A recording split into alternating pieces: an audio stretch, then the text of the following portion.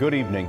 There was no escaping the war today, not for the Palestinians who sought shelter in a United Nations school in the northern Gaza Strip. The school was hit by shells. Each side, the Israelis and the Palestinians, is blaming the other.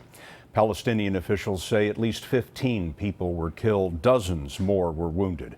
We have two reports tonight. First, Barry Petersen in Gaza.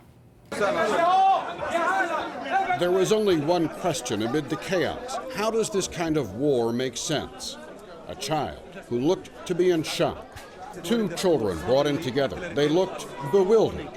When we first saw a 7-year-old Shahed, she seemed unconscious. But then a good sign opened her eyes.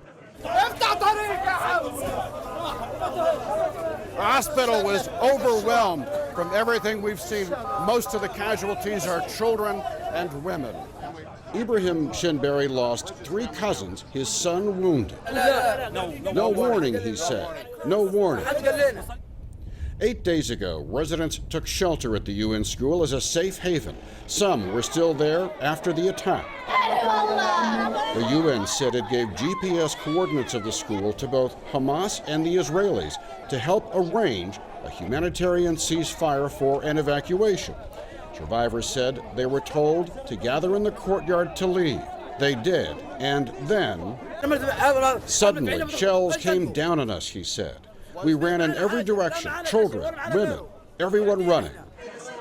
Tonight ended, as so many now do in Gaza, with one more question. They killed our sons, she said.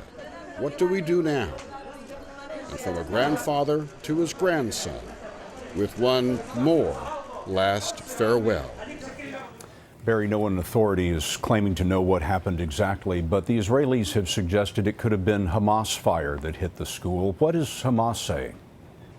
Well, this is sort of inconsistent with what we were hearing from the survivors. The survivors talked nothing about any kind of firefight going on. It was peaceful. They were gathering in the courtyard when the shells came in. We asked Hamas, and Hamas said the eyewitnesses say it was Israeli artillery, and says Hamas, they speak the truth. Barry Petersen reporting from Gaza again tonight. Barry, thank you.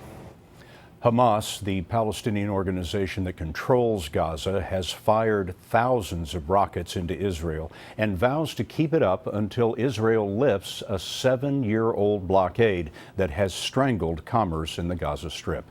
Don Daler is in Israel for us tonight. Don, what are the Israelis saying about the strike on the school?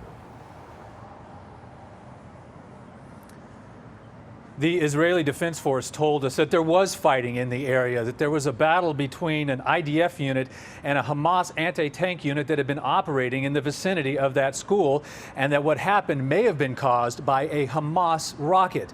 The Israelis are not prepared to take responsibility for this tragedy.